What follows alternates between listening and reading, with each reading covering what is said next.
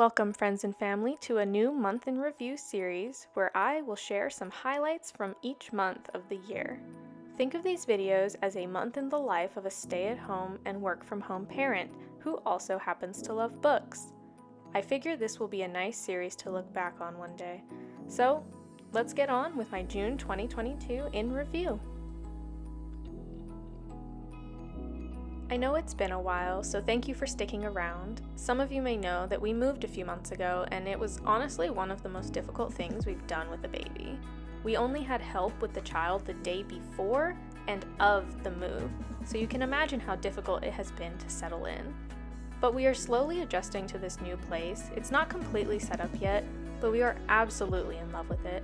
Our last place was not ideal with a baby, so this new location has been a breath of fresh air. Additionally, we live with a family friend now, so it's been nice to have another adult in the house to socialize with and help entertain the toddler on occasion. A little bit about the house. It's a lot bigger than our last place and has all carpet, which is great for a tumbling toddler. It has a den upstairs, which we've turned into a library as you've seen, which is my favorite thing ever.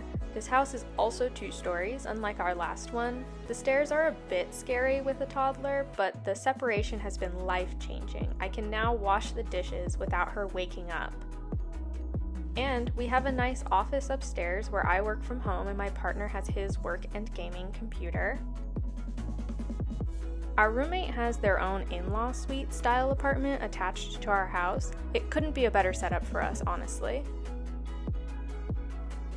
Talking about work, I also began working from home ghostwriting in June while taking care of the toddler full time. In all honesty, adjusting to working from home while taking care of a toddler has been very difficult. But having a purpose outside of parenthood has been excellent for my mental health. But stars, am I tired. Keeping up on all of the house chores and work while making sure the child is happy and feels loved is overwhelming. Some days are a lot harder than others. Some ask, how do you do it? And the answer is, I don't. Everything is a trade-off. If I work during nap time, I don't clean or take personal time. If I work in the evening after dinner, I don't get to wind down before bed or spend time with my partner. Luckily, I have the most loving and kind in-laws. They will watch our child almost every week for one night so that I can work that afternoon and then have a date night with my partner and sleep in the following morning. It has been essential to getting anything done each week.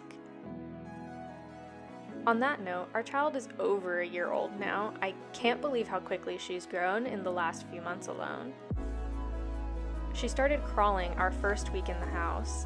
Then she was standing within a month of the move, and just a few weeks ago, she began walking unassisted. If you ever want to mess with your perception of time, have a child, because it's a trip. On a completely different note, this month, I also got a diagnosis for some health issues I've been facing postpartum, and my symptoms have improved significantly with some lifestyle changes. I've been brushed off by quite a few doctors, and still to this day can't get the help that I need, but I have taken matters into my own hands and done some things to improve my quality of life, some of which is going back to being vegetarian and doing yoga more often. It really amazes me each time I do this, but going vegetarian really makes me feel like a completely different person. Something about consuming meat really messes with my natural systems, and I don't know what that's about, but if you're struggling with hormones as a person who has female reproductive organs, I highly recommend trying out going vegetarian for a few months. That has been key for my healing journey. One issue that I have not been able to shake is insomnia. For the last couple of months, I've been dealing with some pretty intense insomnia, and it has really been messing with my mental capacity and my health, so I'm working really hard to get better at sleeping. Something that I've been obsessed with this summer has been the new Motionless in White album. I have been absolutely obsessed because it is so good. I have been listening to it ever since it came out, literally every single day. As you can see though, most of my time during the month is spent working, cleaning, and playing with the toddler. I didn't do almost any reading in June because I'm still working out this whole working from home and parenting full-time thing. I was also in a huge reading slump, but I am coming out of that reading slump now that we're in July. It's just been a real struggle to feel passionate about reading when I'm barely keeping up on the things I need to do. Although I was in a reading slump, I still did read a few books in June. I read the first 4 volumes of Spy X Family and have been getting through the anime slowly. I highly, highly recommend Spy X Family if you are a parent or a caregiver of any sort. I have also continued making my way through the 5 Worlds graphic novel series last month. I am on the last volume this month. I am absolutely obsessed with this children's fantasy sci-fi kind of series of graphic novels. They're fun, they're adventurous, there's lots of friendship and social commentary. Highly recommend it. Other than manga and graphic novels, I am only halfway through one novel, and that is All the Tides of Fate by Adeline Grace. I wasn't really feeling this book, so I think that's what put me in a reading slump.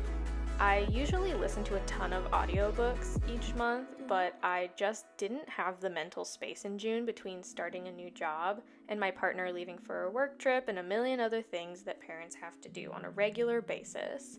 Which is why I had to put All the Tides of Fate down. I wasn't feeling the main character, and I had been listening to it on audiobook. I will definitely come back to this book in the future though, since it is a sequel to All the Stars and Teeth, and I loved that book. Luckily, BookTube was something that I could still put my mind to while doing chores, but some days even that was too much.